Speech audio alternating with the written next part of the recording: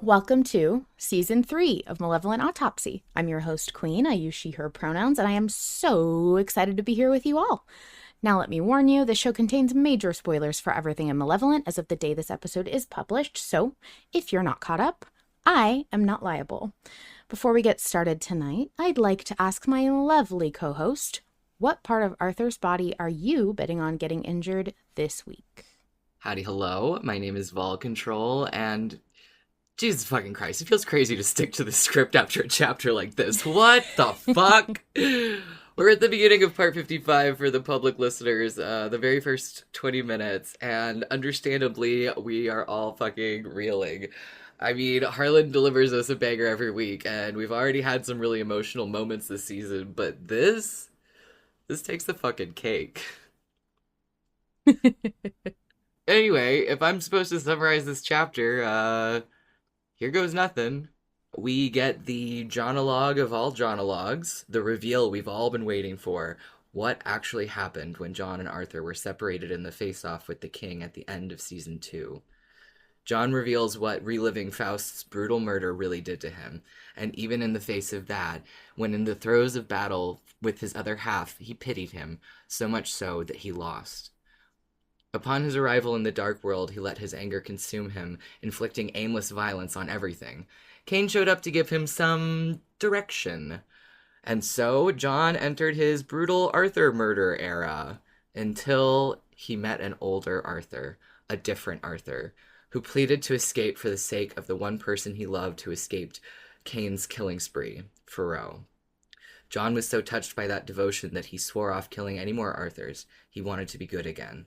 Cain's terms are to get Arthur to the Order of the Fallen Star, don't tell him Cain wants him there, blah, blah, blah. We went through that. We lived that. And then we finally hear from Arthur in the here and now. His take is that John is asking for forgiveness, telling him all this. And would John forgive him if he were in Arthur's shoes? Well, chat, how we feeling? Before we jump into it, I asked at the end of the intro what part of Arthur's body we're getting. You were betting on getting injured this week. Do you want to throw a body part in there? No, I was going to try and dodge it like I have been. I know you have been. It was an intentional subversion of the script, and I did come up with an Arthur body part. I did. Okay. I'm betting next week that Arthur's sense of self-loathing is going to get hurt. Yeah, maybe. Maybe.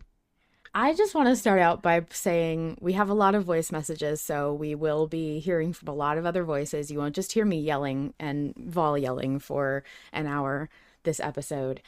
We have some very passionate people who have submitted, and a very passionate set of 16 in the audience tonight who are deep in the feelings as we've re-listened to chapter 271. And I guess we can just start with carrot and stick, and then I will say my piece, because I do have a piece to say. Yeah, but, I know. But Vol, what is your stick for this week? My stick for this week, as we all know, I am an angst enjoyer. I love seeing these guys go through it, go get into situations. And so my stick isn't really a stick for me, but it is a sticky situation. How complex the question of forgiveness is, especially given the many, many layers going on with this vote and with this conversation. You know, how John wants to believe that any creature can be redeemed versus how he fears that what he's done is unforgivable. His own relationship with feeling monstrous versus Arthur's relationship with forgiveness, and that whole, you know, character growth arc that has been happening over the course of the entire show. But also his history with forgiveness, and there's so many layers, and that's been a big thing in the poll minds discussing this vote is, you know, it's 3D chess, basically. Yeah, I think I came to you shortly after sitting on the chapter for a little bit, and I was like, what the fuck is forgiveness? Yeah. And I got like really esoteric about it. I was like, I don't know what the difference is between forgiving somebody and not forgiving them. And like, can you love somebody if you don't, like, while not forgiving them? And Right. I talked to so many different people in the eel pit. I talked to you, and I talked to my own grandmother about like her experience with that and what she thought, because I'm very close with my grandmother, and she was sitting right there, and I was like, I might as well just get somebody else's opinion on this. It was very interesting. Lots of really thought-provoking conversation about forgiveness. It was great. Yeah, yeah. I didn't really realize what a subjective thing that is from person to person until you brought that up and we started discussing it and sort of realizing that we had a slightly different perspective on it. And then when we talked, you asked the eel pit at large, it was really, really interesting to see all these people chiming in about like what defines forgiveness and how is it possible to love someone and not forgive them and what that kind of looks like, because I do think that's possible. I think that's part of unconditional love, is that you can unconditionally love someone, and if they do an unforgivable thing but show remorse, I suppose, you may not be able to forgive them, but you can move past it. It will irrevocably change your relationship, but it can be overcome, I guess. Yeah, there were a lot of really interesting takes. There was everything from like the differences in behavior to your decision to have a relationship with that person despite Hmm. what they did. I mean, there were so many different nuanced takes, which led me to the conclusion that forgiveness is so undeniably like subjective that there's really not a definition for it that we can apply to something like a story where everyone's going to understand what it means to forgive Yeah. or not forgive somebody. And that was hard. Well, and actually, when you did ask me that, my first reaction was, oh, well, I think that forgiveness means this for Arthur or for John. And then I was like, wait, wait, wait, wait, wait. You're asking me, Vol Control, as a human being, what I think forgiveness is. And that it's so interesting how we can conceptualize it for these fictional characters based on, what we know about them, but also especially when it comes to a vote and the question is turned on us, it's impossible to completely divorce your personal experience, your personal perspective from which way you're going to vote, I think. Well, I think it's interesting that you say like, oh, I was answering for John and Arthur and what forgiveness means for them, because for me, I don't know what that actually looks like. Like Hmm. I can't. I guess that's why I feel like this vote is so hard to define for me, Hmm. because I don't understand.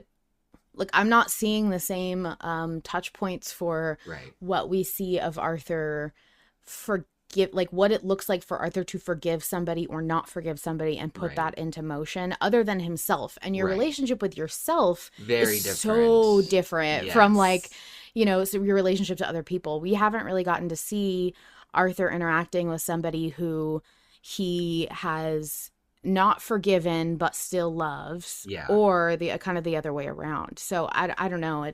I think for me it was just like, I don't know what that looks like for Arthur, so how am I Right. supposed to vote on, like, yeah. So Yeah, that was a tangled. speaking of what was your stick this week, Queen? My stick is the vote, which is really weird to say. I kind of can't stand this vote. Not in the way that like it's a bad vote, but it's just a vote that I find really difficult to engage with, because Hmm. for me it's all vibes based, It's and all we vibes. know how I feel about vibes based voting.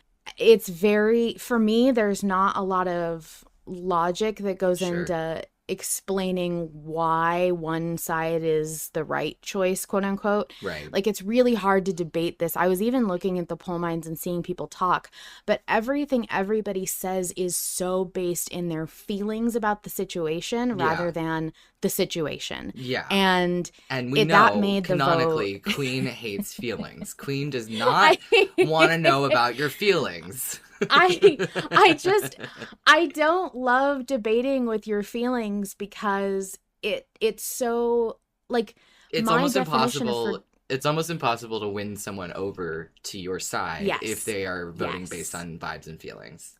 Exactly. And for me, so much of the enjoyment of these votes is winning people over or having my own mind changed. Hmm. And that's not going to happen when it's all based in how you feel about the characters or their relationship. If there's, because like that definitely can influence me, but it's never going to be the major reason that I vote. And so, yes, I can totally see both sides of the argument.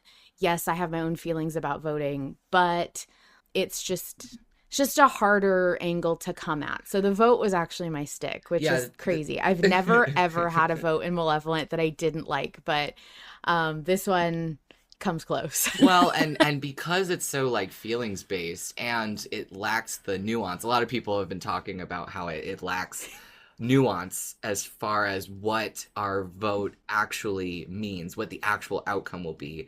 And I think this is one of those votes where people can make the same arguments from opposite sides towards the same sort of like end goal in a way. So, Yeah. yeah, it's interesting. What was your carrot? Oh boy, man. This was another one that was just a fucking field of carrots for me. I loved so many moments in this, and I wrote down three different answers. I can see that. You didn't even bother sticking to one. I wrote down three different answers, and then when we were re-listening before we started recording, I was like, oh man, maybe I should switch it to that, or maybe I should switch it to that. But my first carrot is that first carrot I wrote down anyways is that despite John's visceral Faust trauma and his anger toward Arthur, he still had become human enough to pity the king and to pity Yellow, his other half, and be unwilling to sacrifice him to be whole. I that kind of blew my mind. Like, especially coming from John at that like stage of the story, at that stage of his growth, is really interesting that he felt so much pity towards the very like god figure that had just tried to, kill Arthur basically. And Yeah. yeah, but also the phrase suicide chess specifically. Yeah, that was very cool. Yeah, I'll leave it at that because we'll talk about the other stuff. Okay. My carrot was Cain. Yeah, obviously. I was so sure that we weren't going to get to hear his voice again for at least a couple more parts, and to hear from him again in a flashback was like awesome. I was so excited. Yeah, I was actually just listening to the autopsy that just went public. I think it was 51, and we were at the like very beginning of season 6, and one of your sticks, or maybe you were just whining, you were like, I miss Cain, and it was like, he was in last episode. But yeah, we didn't have to wait that long. We didn't have to wait. Yeah, we didn't have to wait that long. And I really, really loved, I feel like every time Harlan does Cain, he does even better with the delivery and cadence, but that might actually just be us getting a deeper and deeper perspective on Cain. And I think after 52, I will forever hear Cain differently now, understanding his motives and his like position on things. So I think that's really changed how I hear him. And I also just really appreciated being able to actually be there for the deal, because I wasn't sure if we were just going to get John recapping it or if we were actually going to see the deal and how it was made. And I'm so happy with how it played out. I'm so glad that it wasn't one of the many things that we've had to just assume happened off screen and make up in our heads, because it's one of the points in the story where I really feel like there was no other way we were all going to feel what was happening other than being there. So I think that was the best decision, to put us in that moment and like get to hear those exchanges and interactions while having this beautiful soundtrack and voiceover. I with remember when John. we That were, was beautiful. yeah, listening to it again. I remember because I have this visceral reaction every single time when we hear John in a body, literally hit to the ground in the dark world, as Yes. that's like the smash cut of the flashback, and that's so fucking rad. It's so visceral. It's so cool. I have this like mental image of John hitting the ground and how angry he is right at the beginning. And it's Yeah. so clear and beautiful and perfect.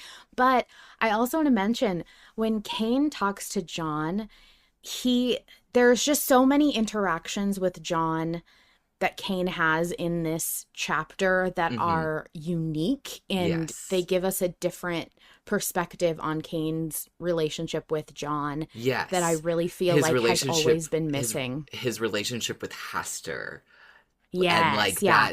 that blend. I do feel like there's very much this like not buddy buddy, but like Kane treats John in the Dark World slash Haster like a almost like a companion rather than an antagonist or even beneath him. Like yes, he's still condescending, Hmm. but he doesn't treat him the way that he treats him as like John when John It is with is Arthur. night and fucking day the Yeah. way Kane treats John when he's not part of Arthur, and it is so obviously intentional and deliberate. It's such a tactic of manipulation and it's classic. But I also want to point out like two specific things from my re-listen with the audience, that Kane names John and John just accepts it, and he he implies that John is human. He Yeah. says that it's what you're born and bred to do, and he's Yeah. talking about humanity when he says that, but he's also talking to John. And so those two things, like, it's so funny how he keeps flipping on a dime about like, on one hand you're my colleague and my like my we're kind of almost Hester, equals, you and darling. I. Yeah. And like, dude, I'm gonna like hook you up because you were right and I should have seen it, and I'm gonna let you get out your anger in this little rage room, and we'll be cool. And then he turns around and he's like, but that's what humans are like, and they're all distrustful, and it's pretty much you anyway. Like he's Right. so, I don't know. It was great. It was wonderful. I missed him, and I was so Distrust happy to and hear from him again. despise. Yeah.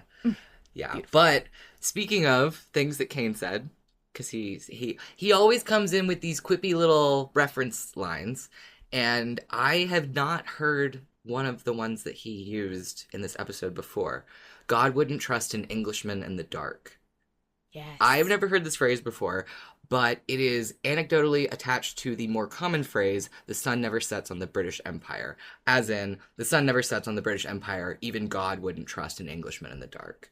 And so, of course, I went and looked it up because I had to contextualize it a little bit more. And there's no confirmed source for this quote, but it is commonly attributed to a Shakespearean scholar and English professor named John Duncan Spaeth, who, importantly, tutored military cadets during World War One. One source I found claimed that Spaeth may have sourced it from a saying from Abraham Lincoln, who in turn supposedly heard it from a Native American chief. So, I love that. interesting. Very interesting.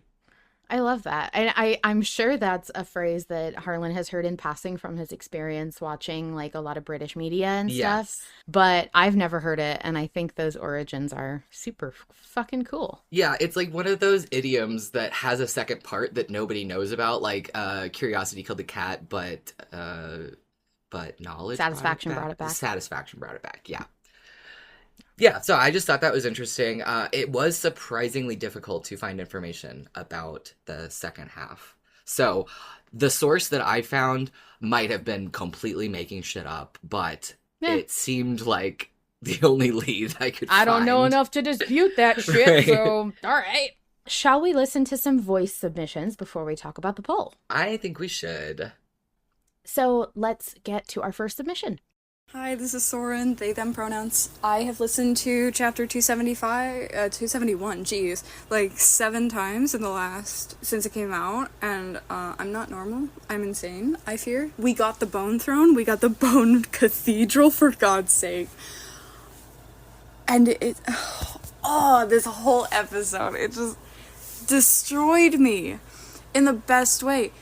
I would not have ever guessed that it was Faust that actually drove John to that anger. And oh my god, just hearing John, hearing him talk to Cain and talk to the king and talk to Yellow, and honestly, just the flashbacks were phenomenal in this. I'm so insane about it. Hearing John kill the different Arthurs and hearing the violence of these kills, fucking amazing. Like, the sound design, the everything. Oh my god. Finding out how John went through and killed all these, and the older Arthur. The older Arthur. First of all, it is lovely. We finally have one piece of description for Arthur, which is that his hair is presumably graying a little bit as of the present moment, because John described the older Arthur as, like, more gray. Arthur, fan artists, we win. We've won. Hearing John talking about the older Arthur, and hearing how his wife and his father-in-law had been killed, I'm so curious about what life that Arthur lived.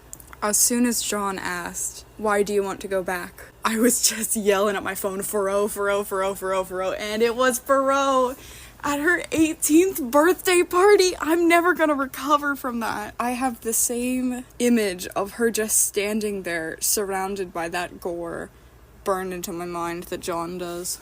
Also, Cain calling him Haster throughout the episode was so good, and it also really, to me, hearing that immediately, it clicked why John said it was the body of Haster. Not his body, not the king's body, but the body of Haster.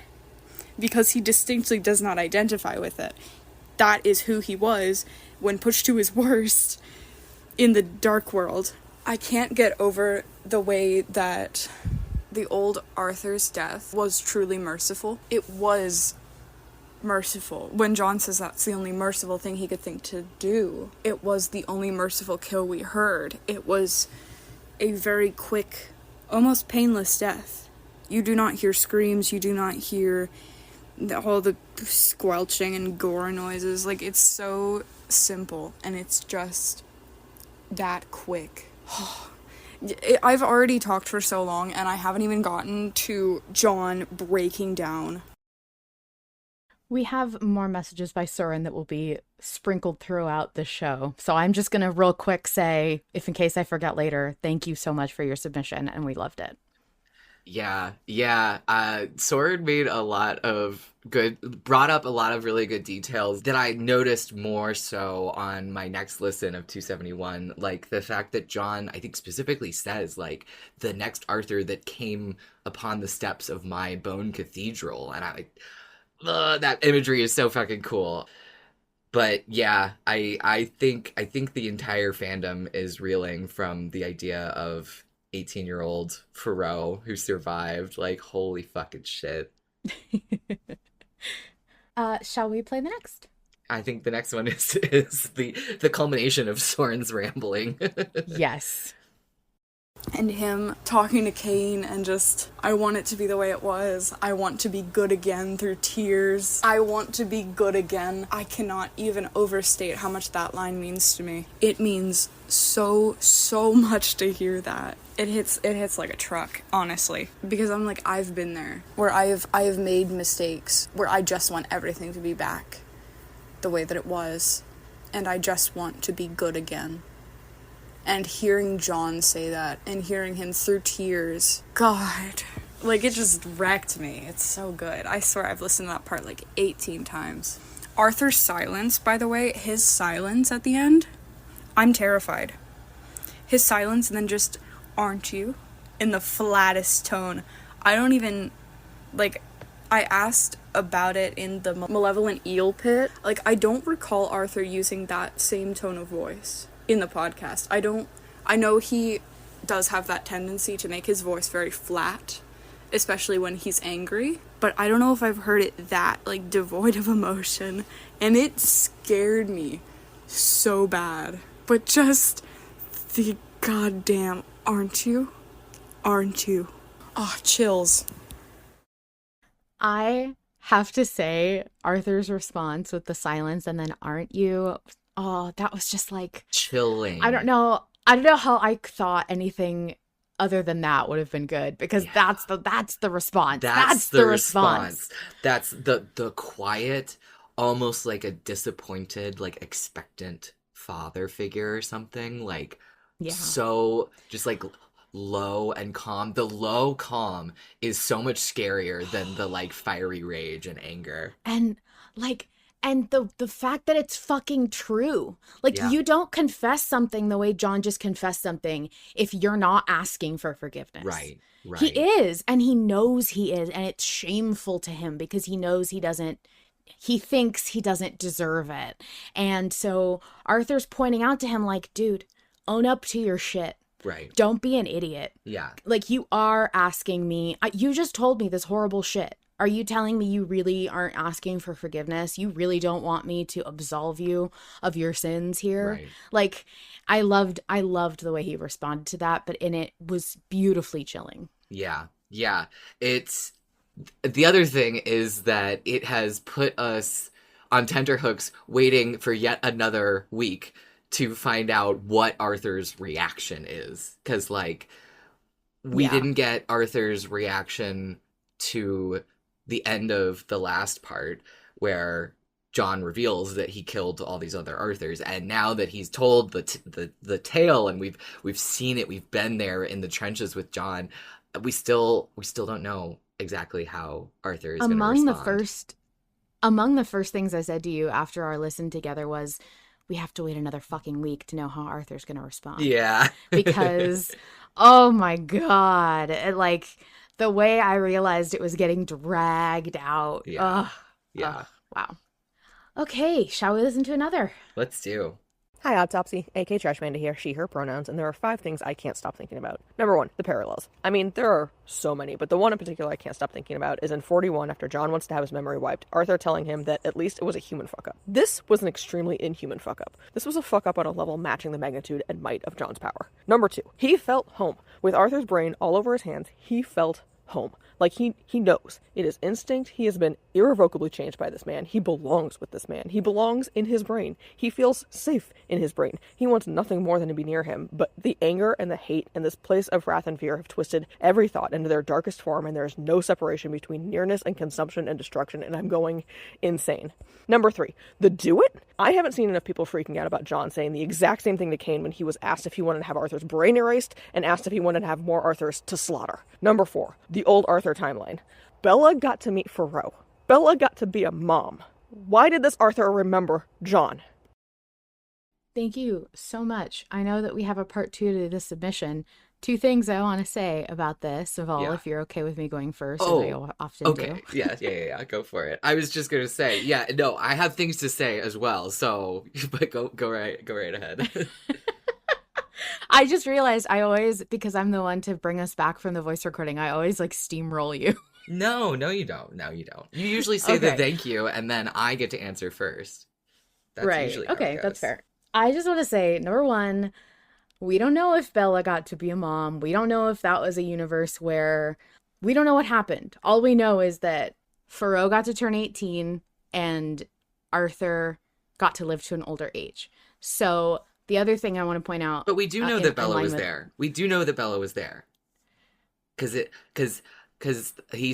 John said that Arthur had told him that Cain slaughtered his wife, his father-in-law Daniel, and all their house guests. So presumably that confirms, unless this is just like a wild coincidence and it's a different Daniel, that Arthur was still married to Bella. My confusion, I think, is that I don't remember him saying explicitly that I remember the visual of her surrounded by, bodies or whatever.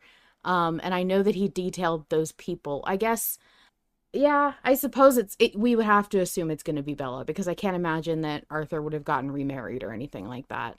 And I don't because I was just thinking that Bella died in childbirth, so Right. I guess this is something that where she survived childbirth and Furrow got to grow up, I suppose. Yeah. Yeah. But the other thing would be that the last time John said "do it" to Cain was when he went to wipe Arthur's memory. Yeah. And it was exactly the same way. That same, Yes. like, full of dread and acceptance and conviction. It's just like, Yes. do it. Yes. And that delivery, on top of the fact that we know how it played out after that, I think it's just all of the threads weave together in Yes. this like beautiful tapestry of a Yes. retroactive heartbreak that Yeah. is beautiful. Yeah, now in the context of knowing the first time actually that John said do it like that, now we can see just how sort of like childish and raw he was when Cain asked if he wanted him to erase Arthur's memories. He was returning back to that sort of like primal fearful place, I feel like. But the other thing that AK brought up that drove me fucking crazy was John saying that he felt home when he killed Arthur and, you know, had his brains all over him. And it's just, I didn't even think about it in the way that AK framed it. I thought about it in a strange parallel between being at home, being monstrous and violent, and also being home by enacting that violence on Arthur specifically. I don't know. There's so many ways that you could interpret it and so many layers to it. And that line took me out. That was one of my other carrots that I was going to sneak in. Yeah, that was really good. I think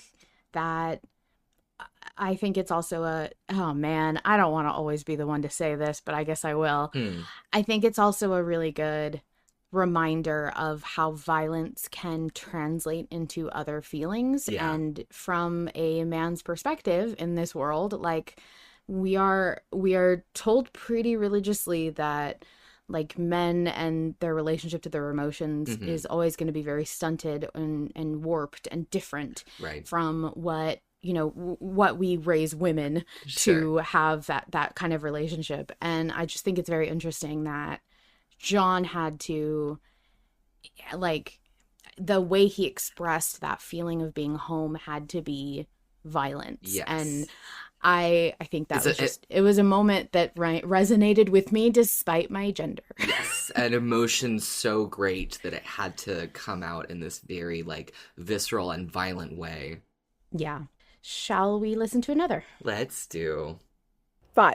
Yellow. Yellow was willing to give up part of his soul, but John wasn't? What does that mean? Does that mean that John had the possibility of throwing Yellow into the Dark World and taking over the Dreamlands? Also, we're definitely going to see Yellow again, and that was not something I had on my Season 6 bingo card. Also, Cain saying distrust and despise, you'll see. Cain knew the exact conditions he was putting Yellow in. Even with Arthur trying, really actually trying, he just can't be the same person he was for John right now, and Cain knew that Yellow had no chance, and the fatalism of his existence will end me if I think about it too hard. And then John got put back into that Arthur. He came back hoping for this shining example of the indomitable human spirit, and instead had to listen to Arthur constantly tell him how much of a monster Yellow was, the half of himself he refused to give up on, the half of himself he loves, the half of himself he died trying to save, the same way he died trying to save Arthur. Gang, I am not okay. I don't know if anyone is. Thank you so much, AK Trash Panda. I have a confession to make. Okay. I have never given a shit about Yellow. until now. Oh my god. Someone call Tumblr. Oh no. Boys, sick 'em. No, don't send Tumblr after me. No, I'm fucking kidding. I don't really. Yeah, I guess I have always been slightly confused about... No, not confused. I'm going to start over. So the thing about Yellow is he's not my doctor. You know what I mean? Like... No, I don't. I have never heard that phrase, and you sound insane to me. Is that a yeehaw Texan thing? No, it's a Doctor Who fandom thing. Oh my god, now I get it, but that makes me, like, sad for you. Okay, so listen. For those of you who are not in the Doctor Who fandom, there is this common experience when you start watching Doctor Who. So, okay, but I gotta back up. So in Doctor Who, the titular character, the Doctor, regenerates every season or every few seasons and and is played by a different actor. So there is this common experience in the Doctor Who fandom that whatever actor was playing the Doctor when you first started watching, that you fell in love with, when he goes through his next regeneration and suddenly it's a new guy, you're like, no, that's not my Doctor. Nope, that's not him. And then you have to go through the experience of falling in love with him. And so that was my sort of experience with John being replaced by Yellow. Not only was it, heartbreaking to lose John's memories in theory, but it was a challenge because Yellow didn't have the same sort of charming experience that that John did in season 1, and so it was very difficult for me to wrap my mind around Yellow as a character. And when John returned, I was like, all right, I'm not gonna think about that guy anymore. Wow. I'm fucking reeling. I'm reeling because, I would have understood that if Doctor Who had been relevant at any other point, or if, you had said, I come from the Doctor Who fandom and that's not my Doctor. I would have gotten it because I'm not completely out of touch. But I'm just you pulled out, the nerd reference out of it smacked me across the face. Anyway. Yeah, no, I mean, I wasn't the biggest fan of Yellow. I didn't really, he's kind of an asshole more than John, and I think I did feel bad for both for both Yellow and Arthur at different points in their relationship in the very short window of time they got to spend together, but they were kind of equally being jerks, and I wanted John back. I was more focused on getting John back than appreciating Yellow. But hearing this backstory was a lot. Yes, getting back to the point, leaving Doctor Who far off to the side. Good fucking God. Now that I better understand who Yellow is and what experience he's coming from, and the dynamic between John and Yellow, having a clearer picture of what that looks like. Oh man, we're doing a re-listen of season 3 and season 4 in the Invictus server right now, and every episode is psychic damage. It's awesome. I feel like people in the chat are screaming it's about the potential, and I want to make it clear. Yellow as a character did not interest me. The concept he represented of it's about how it's nature both nurture and nature. Yeah. That concept of what Yellow could have been is heartbreaking and beautiful, and I did love that. But Yellow as a character by himself in the way that he was in the story did not captivate me in the way that John did, or any other character that has maybe appeared in season 4 and has been mentioned a couple times already in this season.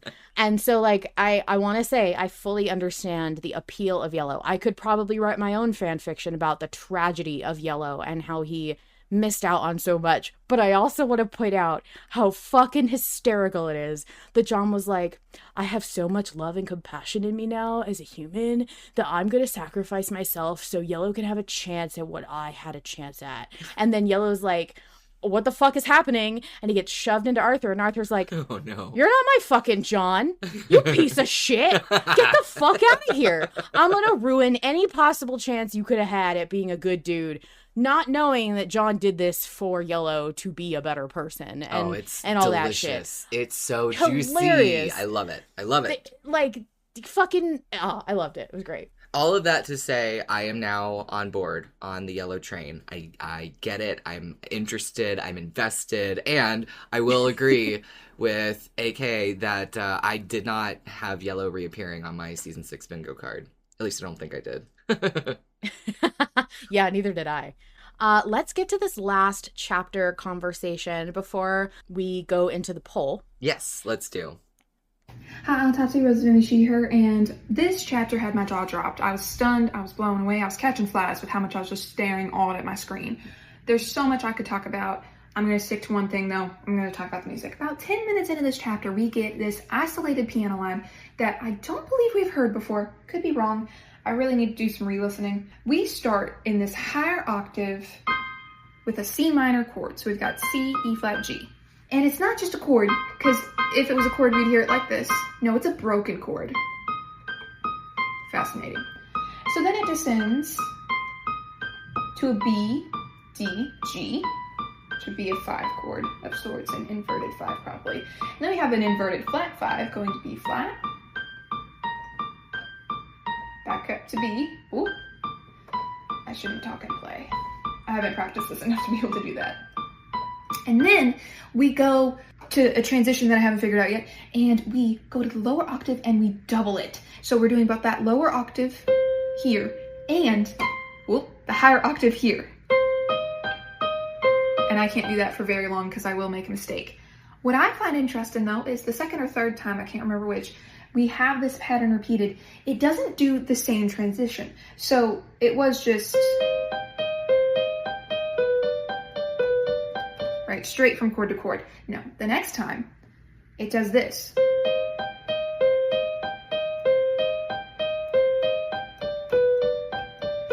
So instead of completing out that chord, it goes down to a D, kind of goes to the 5 chord a bit earlier, and it feels kind of like a stumble step. And I just think that's fascinating. The last thing I'll leave off with, because I'm already over time, I'm sorry. We have the very last transition where it goes back to this upper octave, there's no doubling, and it's on the 5 chord, and it's slowing down a little bit. And then it lands on one singular C. I just think that's interesting. Yeah, it's interesting, Rose. Holy but then fucking everything shit. you say ever is interesting as fuck. I Oh love my you, God. and thank you for submitting. And God, You are a blessing, truly. Like, that was fucking incredible. And I had no idea that there would be symbolism like within the music. When you said that like it's a broken chord and then it sounds like it's stumbling, I was like, whoa, that's so cool. God. I loved the music in this chapter, and my first, and let me just say this. I think about Rose a lot when we listen to Malevolent because whenever the music impacts me, I'm like, I want to hear from Rose about this. Where's Rose? Yes.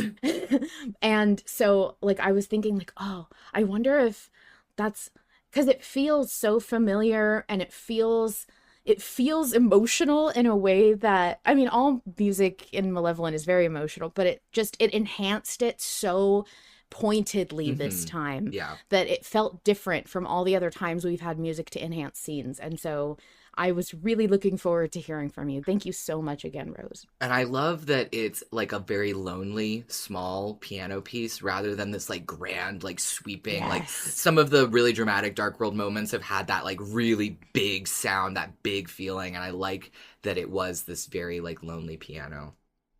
And that it's a piano piece and not a cello piece. Which I think is interesting because cello is John's instrument and piano is Arthur's. And I just think it bears repeating, like, because this is about Arthur. This is a tragedy that Arthur, like, a lot of Arthurs had to go through. So many things to think about. Yes. Shall we talk about the poll? Let's talk about the poll. Finally, 49 minutes into the episode. So, chapter 271's poll was I would forgive versus I would not forgive. It was 440 votes total as of tonight on Saturday. And it is 30% I would forgive, 70% I would not forgive. Vol, what did you vote? And then I'll say what I voted, and then we can go into talking about it. Okay. I initially voted yes to forgive, but I thought about it and I swiftly changed my mind to I would not forgive. And what about you? I voted I would not forgive, and I did not budge. Let's go ahead and listen to what the rest of the rabble has to say. Yeah, let's start with a message from Autumn. Hey, it's Autumn, she, her, and fuck Fuckity fuck. Ugh.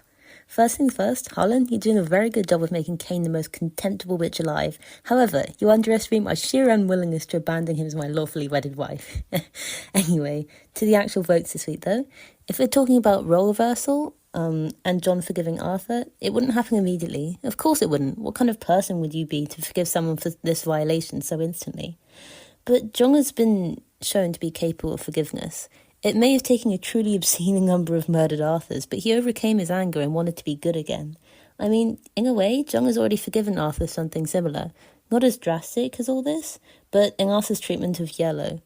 And that came about when Arthur finally admitted he was wrong. John admits his horror and shame of his actions from the get-go, so Arthur's already aware that he wishes to repent. And if we were to take a more self-flagellating stance, it's possible John says he forgives Arthur simply because he hasn't escaped the vision of himself as a monster, and may find Arthur's murder of his multitudes as a favour for the world, culling all the evil and stuff. Did you have anything to add, or should I play Autumn's next note as well? Autumn? Excuse me? John being so self-loathing that if the roles were reversed, he would think that Arthur was doing the world a favor? I just want to talk, okay? I just need to talk. Yeah, let's listen to Autumn's second message. Personally, though, I'm leaning more on the side of not forgiving. Forgiveness isn't required to move forwards, because the world will do so regardless, and you can't be left behind. John continuing to try to be better in spite of not being absolved of his crimes would show a fortitude that his fragile sense of humanity has been lacking in his tendency to still fear the monster within himself even now. His actions will not be forgiven and forgotten, but rather accepted and remembered, faced head-on and learned from so he can do better in the future. And it's not as if this doesn't have precedent in the podcast. Much of Season 3 involved Arthur resurfacing guilt regarding Thoreau's death, eventually culminating in his acceptance in Part 26. But acceptance isn't forgiveness. Arthur sits by Malon's fire in Part 45 and says that while he wishes death upon the man who killed the child, they should not deserve to be killed in turn, and instead must bear the weight of that death the rest of their lives. Arthur serves as John's keystone for humanity, so I feel like it wouldn't be much of a stretch to say that John would follow his lead in this case, so they can both bear the weight of their sins and strive to be better together. That's all I've got. You don't want to know how many takes this took. Saying forgiveness this many times is surprisingly hard. Anyway, thank you for listening to me ramble. Thank you so much for your submission, Adam. I really appreciate it. Yeah, I saw that you had said not forgiven and forgotten, but accepted and remembered on the server, and I was like, man, I'm gonna steal that and say that on Autopsy. But thank you for submitting and sharing that wise phrase, because I think that is a really good point, that not getting forgiveness doesn't mean that you will always be unforgivable necessarily. I think that acceptance is a really key part of this outcome, and I mean Harlan has said that the theme for season 6 is acceptance, so I mean that I was tracks. just gonna remind everybody of that, is that this season's theme was acceptance, Harlan said, and that would track with this. Let's listen to another message. Let's do. Hello, it's Seer, she, her. I wanted to share some thoughts that stem from a conversation I had with my friend BB. More specifically, how the choice John has to make in this chapter mirrors Arthur's in chapter 223, where the answer to Malcolm's poignant question, a man kills a child, does he deserve to die? For Arthur's entire life, he has carried the guilt of Thoreau's death. That grief of allowing death to befall someone you care about is nigh insurmountable. It aches and rends and consumes. Yet, in that chapter, Arthur was able to make it to a place, with a little help from the patrons, where he could admit that he did not deserve death, even if he deserved pain. Similarly, we have at last heard the scope of John's atrocities. We know the depth of shame and guilt and grief he must be feeling over each and every Arthur he killed, even if he did so purposefully and without remorse as Hastur. So, what if this choice is John learning, as Arthur did in Part 45, to forgive himself? That is not to say Arthur will, but John cannot fully accept forgiveness from someone else until he has learned to extend it, until he has looked Hastur in the eye as Arthur did his past self and found some semblance of compassion. However, if John were in Arthur's shoes, if he looked upon such heartless actions from the outside, I do not believe he would forgive. All that is to say, I've been oscillating violently between both poll options this week, because on one hand, I want John to learn how to extend forgiveness to himself, and on the other, I do not think he would. Yeah, thank you, Seer. I think that's a really salient point. What you want to happen versus what you think would actually happen. That really changes how you vote. Yeah. Yeah, and that's the tricky thing about this vote is trying to figure out John's perspective because I don't think that I think that he desperately wants forgiveness, but I think he feels so monstrous that he doesn't think that he deserves it. But if the roles were switched, I think that John on the one hand would have the capacity for forgiveness because it's Arthur, but on the other hand would be so like betrayed and hurt. Yeah, it's just you can rotate it all over and over. It's just We it's a have, crazy vote. I mean, this chapter also gave us confirmation that John can seem like he's over something when he's not, because Yes. we know that he seemed like he had forgiven Arthur for the whole Faust thing, but obviously he had not. He held a lot of resentment and anger and bitterness about that, and clinging to that kind of did him in the dark world. And so if you're gonna forgive somebody, that kind of behavior, and again, this is why I hate talking about this Right. vote. I feel that it's not possible to say you forgive somebody if you're holding on to that resentment and Right. bitterness and Right. anger, and you let it fester like that. That's not forgiveness. That's you Right. pushing it to the back of your head and ignoring it, pretty much, which is what Yeah. which is what John did. Yeah. Yeah. That leads really well into our next message. Of course it does. Let's listen to it. Hello, this is Luna Maria, she, they pronouns, and I'm here to talk about the vote mostly, but also this chapter. I would be remiss if I didn't mention how well this shows off how Harlan just really is so good at building the long game for character arcs, because Faust was brought up in season 3 as this tension point between Arthur and John, where Arthur gives this tearful apology to Yellow, not John. And then when John is back, Arthur brings up Faust. He's like, this is just like Faust. And John's like, what? And Arthur's like, oh, I mean, it's still like, and they kind of trip over it. And Arthur's clearly so guilty, but he never gives John the apology. And we're left kind of remiss wondering, like, what was that like for him? And we see the overwhelming pain he was in the dark world in the last time. And so I think this whole chapter, or the next one, is about to go into what does forgiveness look like, which was something that Queen brought up right after the chapter came out. And so I think what we're going to be seeing is like, how do John and Arthur forgive themselves? I know everybody's very focused on Arthur being hurt, but I'd also posit Arthur's reeling a little bit, learning that Faust is part of the trigger for John. He's going to have to deal with that guilt that he thought he'd moved on from. And John's obviously suffocated with guilt too. And so I think the no right now, the voting no, is very important because it lets John allow Arthur to own the hurt. And it lets John fully hold on to the accountability and the weight of his actions and not sidestep or manipulate like he would have in earlier seasons. It's a testament of their love at this point that they both want to understand and sit in how severe their actions were. Thank you, Luna Maria, and thanks for the shout out. Yeah, Luda, I am feasting. I am feasting on Arthur realizing his own culpability, his own guilt in this situation. Like, obviously, he's not to blame for John killing thousands of him, but I love that you brought up that he has never fully apologized to John about the horrific torture that he put him through. Oh man, I can't wait. I can't wait to see how that all shakes out. I guess I maybe wrongly assumed that conversation happened off screen. I always got the impression that they did talk about it, maybe not in depth or anything, but like I always got the impression that Arthur was like, I'm sorry that you had to do that. But I also, that whole situation, that whole like off screen Faust thing Mm-hmm. is really hard because it's all about how you picture that going down. And I guess for me, a lot of it was like, how much can you really be upset with Arthur, quote unquote, making John go through that when Arthur had to eat to survive? Like, they didn't have a choice. I don't know. To me, it But was kind with of the like, but with the added context now of this episode, John claims that Arthur was gleeful about it. So well, no, interesting.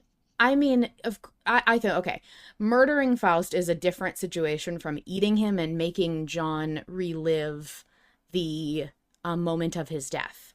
And I Mm-hmm. think being upset with Arthur because he was gleeful about murdering a guy is different from John being like, you made me watch him die over and over again, when Arthur had no choice but to make him watch him die because he had to eat. Yeah. And like, I'm sure Arthur wouldn't prefer to eat a human either, but they kind of had to. And I don't know, for me, that whole point of contention was always a little bit, shall we say, I felt it was a little bit unfair of John to be holding that against Arthur when Arthur needs to eat to live. Like, it's not his fault that you had to watch that happen. No, I totally agree. I think that some people compare these two, like, traumas to be of equal footing, and I definitely see where you're coming from about it was a matter of survival, and you know, it's unfortunate that meant torturing John over and over and over and over again. But yeah. Shall we listen to another? Let's do. And just to preface, in case you don't remember, this is from Soren. This is a part 4 to the same message. I made a risk matrix because my dear friend Waterfall, we were talking about it. I'm thinking the best odds are on us voting that we would not forgive. Because if we say yes, we would forgive, there's, okay, so Arthur also forgives us. And it's like, okay, sure. Or we forgive and Arthur doesn't forgive and he's like, wow, you suck. Like, what the hell is your problem? Like, I don't have, like, a better way to verbalize that right now. I can send my risk matrix. But, like, if we do not forgive and Arthur does, it just feels more balanced. And if we don't forgive and he doesn't forgive either, there may be some tension, but at least we're on the same page. Like, you get it? You get me? Anyways, I am absolutely insane about this chapter. Wild. Thank you so much for your submission, and real G's make risk matrices for the fictional podcast poll. I have absolutely done that. Yeah, I love seeing the risk matrices show up in poll chat. Yeah, Soren did one. I think Waterfall often does a risk matrix for some of the more complex and challenging votes. And they're always really cool. It's really cool to see the data sort of like laid out in that kind of pro and con list that it's multi-layered. I like it. Yeah, I agree. And people are talking in the chat about, you know, the potential conversations they might have had about forgiveness and Faust, and when they discuss the eating and everything. And it is on screen that Arthur and John have a conversation where, like, Arthur tries to apologize, but John repeatedly shuts him down. And so it's clear that they didn't have that conversation, I imagined, and completely in my brain.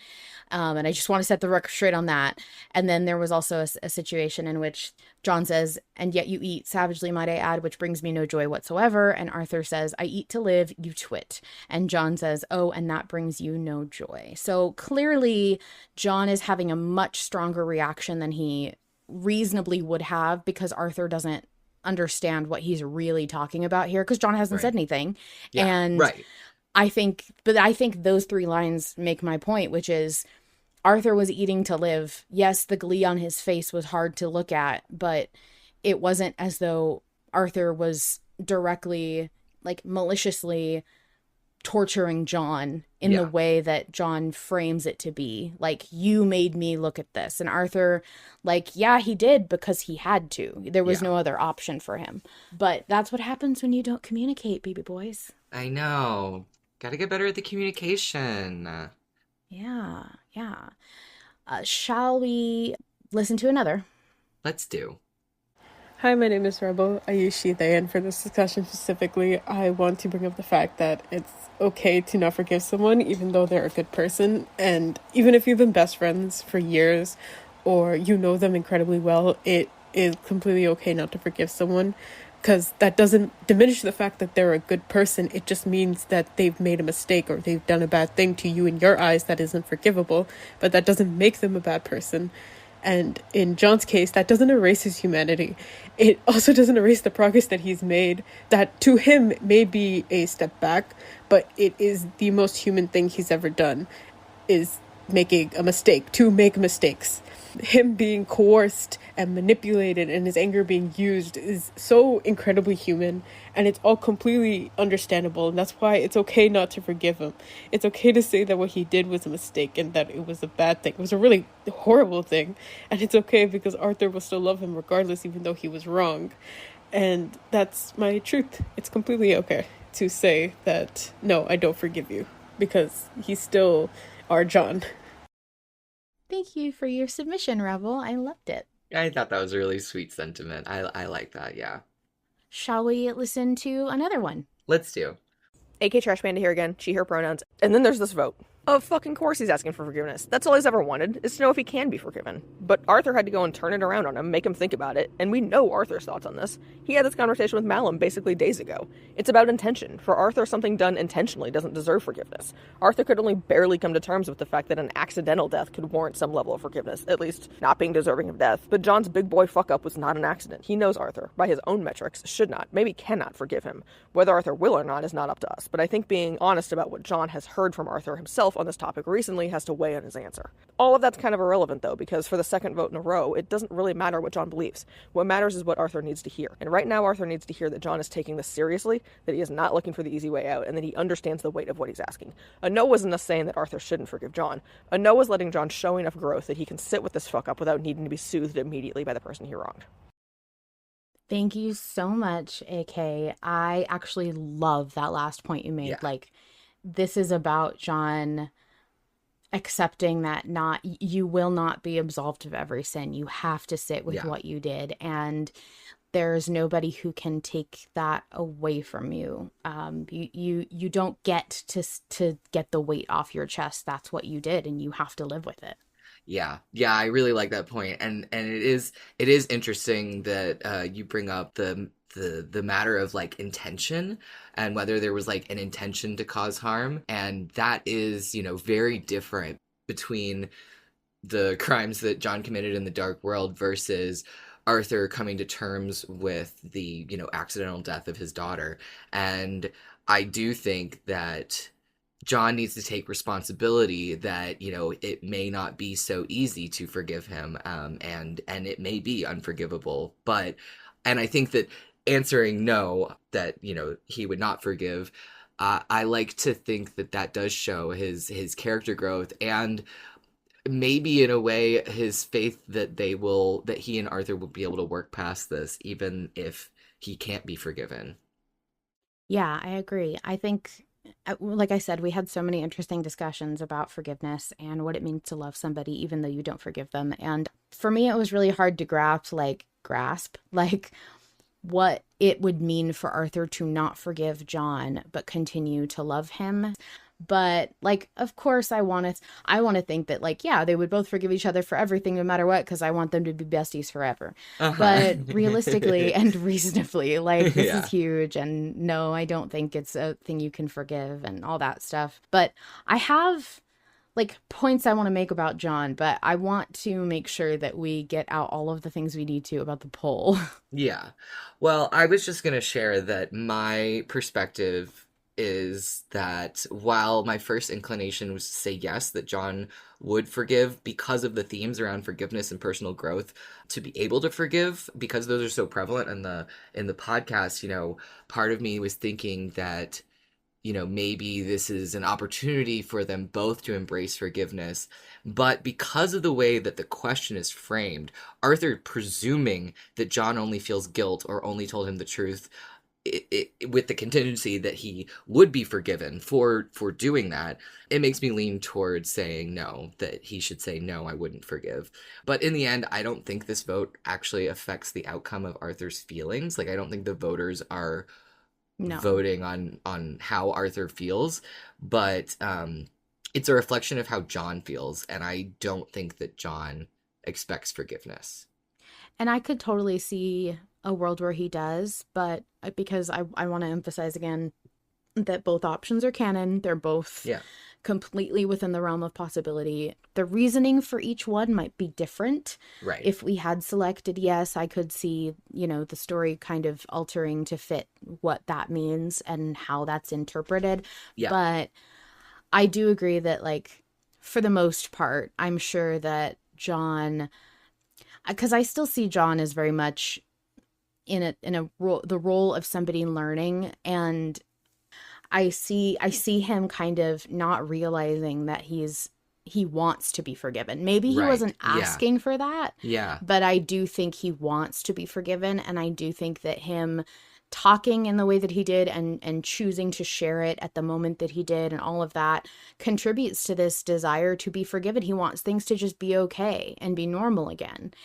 I have a lot of feelings about the sympathy that people have for John after we've learned all of this, because to me, he held this bitterness and resentment. He didn't talk about it. He wasn't forced to talk about it. Right. Then he went to the dark world, and he essentially got to take out all his feelings on other versions of the guy that he's the most upset at. It's just a And little rage room therapy, you know. yeah, that's what I called it. Like, it's very much the concept of a rage room. And he's decided to come clean now. Right. Now, he could have just as easily never come clean. He could have lied. How would Arthur know that the cathedral was his? Like, he didn't have to Right. be explicit about every detail. In fact, sometimes I was like, dude, you do not have to tell him in such yeah. granular detail, Yeah. like how you cut, did this. Cut. Yeah, you don't need to put that bit in. It just feels like John got to do all of this and deal with things and have this epiphany about how he wants to be good again. Yeah. To me, it was beautiful and it was touching, but it was also like, oh, now you want to be good again. Right. Like, I don't know, it just felt so childish to say, okay, I've broken all my toys and I'm ready to be good now. So I'm very much on, like, I loved when Arthur came back and when they came back to Arthur and he was just like, aren't you asking for forgiveness though, dude? Yeah. Eh, Yeah. so, no, yeah. I'm fully with you. I think I love how culpable you hold John, because yeah, you know, some people say like, oh, well, the dark world. Yeah, okay, I know. Yeah, the dark world wasn't doing him any favors, but and Cain manipulated him, but he still made that decision over and over again, and he Yeah. took pleasure in it. And at least he's admitting that. He Right. didn't try to deflect the blame entirely on the dark world or on Cain or anything like that. I feel like John did take a lot of responsibility in the way that he explained what happened to Arthur, and so I appreciate that. But yeah, I don't think that John deserves too much sympathy necessarily because of his circumstances. I think that, and I totally agree with you that it's so almost unfair to Arthur that John got this sort of opportunity to work through all of this rage and pain that Arthur, who has like never gotten a break, never gotten to stop, never had a moment alone, hasn't had that opportunity. Autumn in the chat says Arthur's rage room was yellow, which is very funny. Arthur's rage. I mean, you could make an argument that he got to take a little bit of that out on Yellow. You have to remember Arthur has the physical toll, and I talked about this the last couple autopsies. Yeah. Arthur always has, on top of everything John's going through, Arthur has to go through that, plus the physical toll on his body, and the fact that Arthur is attached to a human life he's had to lead before John. Right. John never had a human life. John, this is his experience of humanity right now. And Right. Arthur, you know, when Malevolent ends, let's just pretend like it's between giving Arthur a body to live out the rest of his life or letting John like have a human life. Like, who does John deserve it more because he's never had one, or does Arthur deserve it more because he did have one and John interrupted it and he should be allowed to live out the rest of that life? Like, I think you're it's asking some just dangerous questions now, Queen.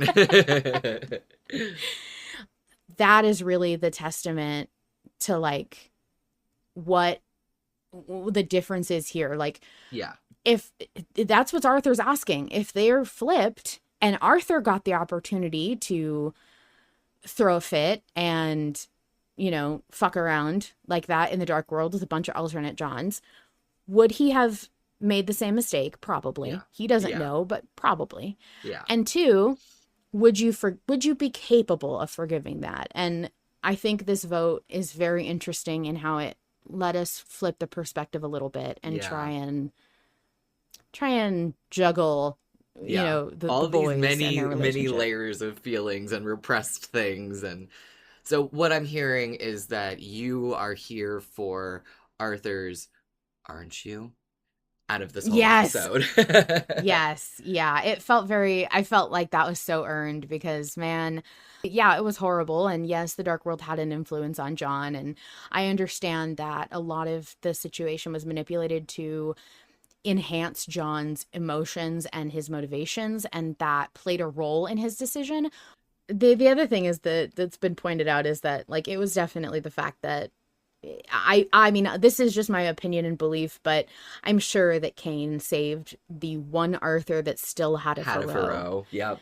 And I am pretty sure he knew that would be the key to flipping John's switch. And I'm pretty sure he engineered that to be at a time that was appropriate and corresponding to the other side of that. Like, the corresponding to the real world actions that were probably taking place. Because while we're listening to season 3 in the server right now, we're all talking about the fact that Yellow and Arthur are bickering, and we're like, so how many bodies do you think that John has accumulated right now in this Dark World? Thank you guys so much for joining us. I really appreciate it. I am so happy that we had such a big audience tonight. I know there were lots of voice submissions. Thank you guys so much for submitting. And I think that's it. Anything else you want to say before we go, Vol? No, I feel like we have heard from so many people, and they have so wonderfully shared a lot of the things that were talked about in the poll mines this week. Yeah, really good discussions. And again, just a shout out, if you're not in the Discord, you should really consider joining, especially the Patreon section of the Discord is chef's kiss in Cain's words. Before we go, let's take a minute to listen to a submission that we got to send us off. From WandererFehn.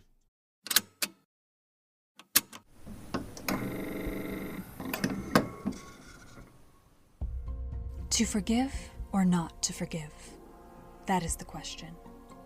Whether 'tis wiser in the mind to suffer the hurts and sorrows of wrath-driven actions, or to cry out against a vile wrong he wrought, and by begging shirk them, to ask, to seek, no more, and by that seek does rest the end. The heartache and the actions monstrous indeed, that bone is proof of, 'tis a grim reality. Devoutly to deny, to ask, to seek. To seek, perchance forgive. Aye, there's the rub. For the seek of respite, what risks may come, when we have scorned away mortal guilt, must give us thought. There's the respect that makes humanity of the word not. For who would bear the shame and guilt as chains, the murderer's wrath, the hunter's bloodlust, the pangs of wronged love, the life's end, the cruelty of crown and its weight, that knowing merit of the unworthy takes, when he himself might his guilt hold, with a lanced heart, who would recognize to bleed and bear actions he did commit, but that the dread of something given not, the unknown repercussion from soul's half, no forgiveness sought, perchance the choice that makes him humanly bear those ills he wrought, then cast them aside and beg for forgiveness.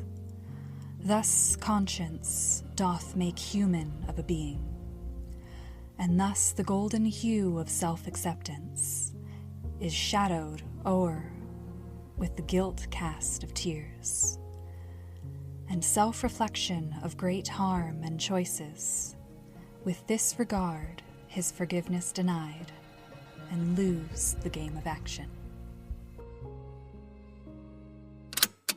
Fen, that was absolutely beautiful. Thank you so much for your submission. That was so cool. I love that we have so many Shakespeare nerds in this fandom. Good night, everybody. Good night, everybody. Thanks for staying late. Thank you, of course, to Harlan Guthrie, the sole creator of Malevolent. Without his labor of love for a story he wants to tell, we wouldn't be here. To join the live recording, submit your own message, get in touch with me, and more, visit linktree/Malevolent Autopsy. The official Invictus Discord server is open to the public and includes a channel just for Malevolent Autopsy fans. We also have our own private, patrons-only channel.